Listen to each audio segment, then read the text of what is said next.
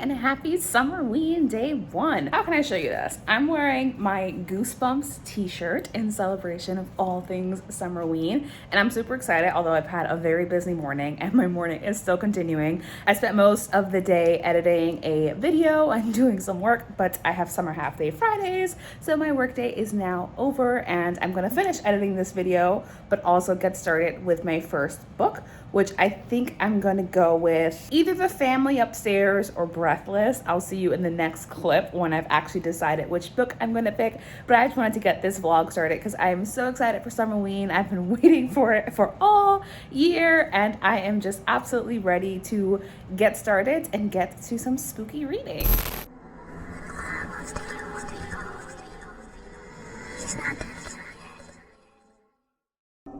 It's many hours later. I got back from the park with my mom. We had some dinner, we picked up some mail, and now I am reading on reading sprints with Riley.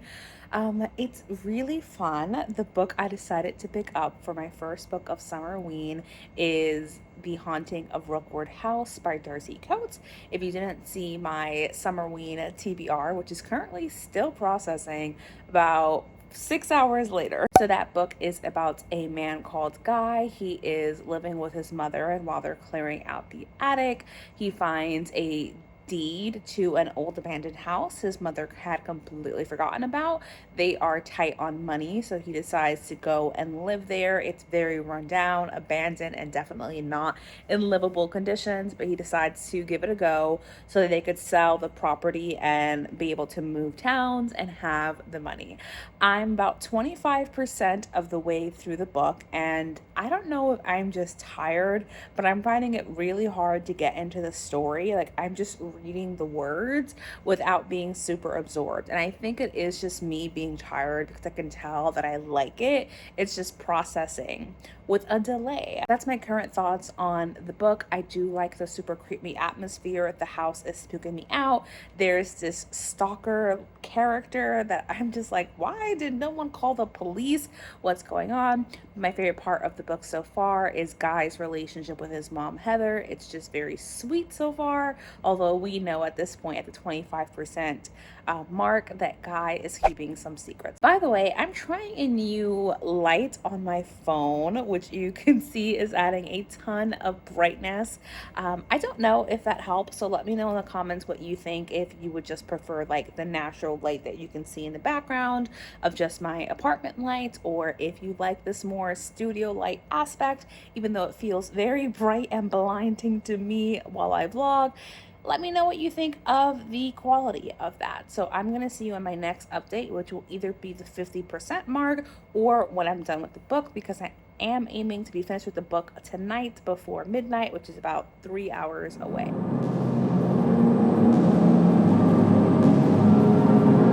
It is officially Summerween day 2. I am wearing my Halloween shirt. Fun fact, I actually have never even seen this movie, but I like the shirt, and my favorite thing to wear is oversized t-shirts. Last night I ended up getting about 51% of the way through A Haunting of Rookward House.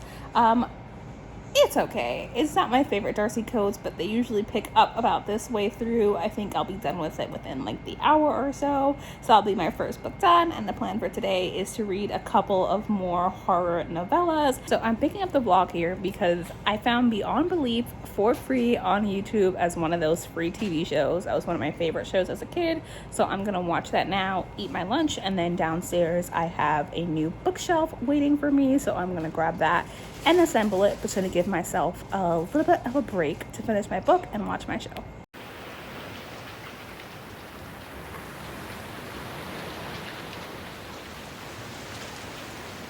So, done building the new shelf. I just finished this with my mom. This is not gonna stay there. I'm gonna move it back to its original spot. I wanted a bookshelf that would give me more room, but was also taller than me, so I could film my videos standing up. So I'm so excited to have that in.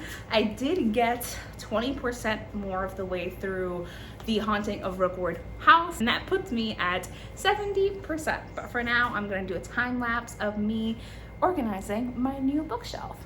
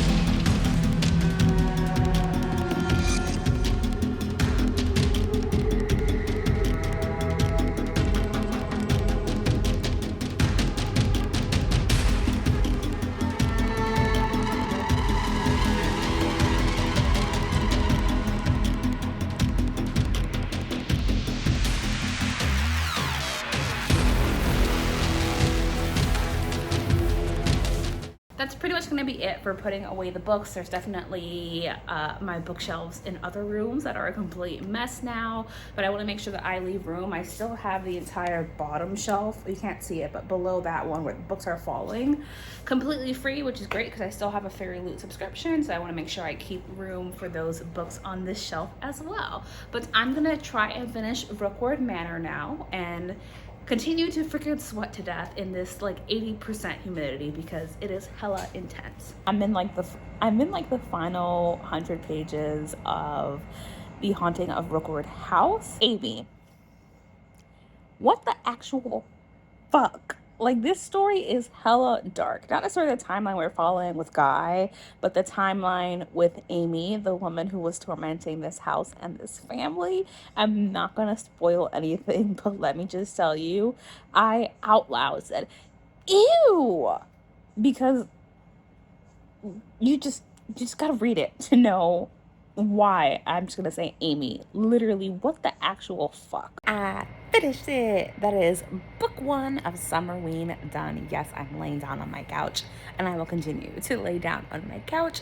It was pretty good. I said earlier on in one of my first updates that it was kind of hard to follow, and I didn't know if it was just because I was tired. I think that it's intentionally hard to follow. It has this dreamy kind of energy in the book where you're not supposed to know what's reality, what's not reality, because that's how our main character Guy feels. I ended up really enjoying it, but it still falls into like the middle category of all the Darcy Coates books that I read. Amy was something, okay? She was just something, and that's all I'm going to tell you. But I wish that there was more of like the ghosts that were involved in it without spoiling anything about the story. But the next book I'm going to start is The Last Something at the baggage auction. I'm going to pop a picture here where my glasses are so you know what I'm talking about.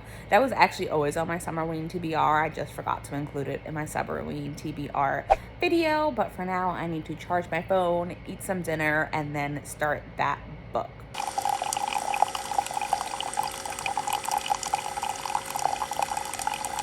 So I don't think I updated you yesterday after I finished The Haunting of Rookward House, but I've moved on to my second book of Winterween. It is Sunday, day 3 of Winterween, and I started reading The Last Case at a Baggage Auction last night. Now, I'm really enjoying it. I think it's set in like the 60s or something like that, and we're following this man and his friend who is potentially getting possessed. So what is this book about? So a baggage auction is kind of like Storage Wars, except for lost baggage, things that people leave behind at hotels. And people go to these auctions to bid on these bags without knowing anything about what's inside of them, just kind of like a gamble. This man ends up winning a bid on a suitcase, and inside of it is this old gramophone, but it plays super like eerie chanting. It's very odd, it's very creepy, and they're trying to figure out what is going on, but this man is slowly getting possessed, and so are the people around him. Now, I am very creeped out by this. I didn't think that I was, because I am about 50% of the way through, but last night, and then when I woke up this morning, I was like, this is very unsettling, just because of how it's infiltrating the minds of people, and the idea of like music and this gramophone slowly causing possession in everyone is quite bizarre. But I think I shall finish that today because it's pretty short. It's about 120 pages or so, so I should be done. But for now, the agenda this morning is I have to finish editing a video, I have to eat breakfast, but it's only 10 a.m. I had a super early start. I should be done editing the video in the hour, which means hopefully the rest of today is dedicated to just reading. Okay, apologies for the audio now because I am babysitting, but I did finish The Last Case at a Baggage Auction about an hour or so ago. As you can hear in the background, I'm babysitting, so I'm going to try to rush through this ending as quickly as possible. I really, really loved it. It was very spooky, very eerie, extremely creepy. I loved the idea of how this kind of possession occurred. The story behind it was super interesting, and I absolutely loved how it ended. I would give you more coherent thoughts, but I'll leave it to outro me, who was not babysitting. Ultimately, I gave this book 4.5 stars. I surprisingly had a really great time considering how short the book is. Okay, so it's outro me. The kids have gone back home to their parents, which means I finally have the quiet to tell you my full thoughts on the 2 books I read for the first 3 days of Summerween. So the first one you saw would have been The Haunting of Rookward House, which I ended up giving 3 stars. I really enjoyed it. So the things that I liked was obviously the writing, because I do enjoy Darcy Coates' books. I also really loved the relationship between Guy and his mother. Guy's backstory isn't great by any means at all, but you come to sympathize for his situation in the haunted house, and the haunted house itself was super creepy. Amy just gave me the heebie-jeebies in an awful way, and the backstory for Amy and the family that she was tormenting was just really dark and really sad. The book was not afraid to go there.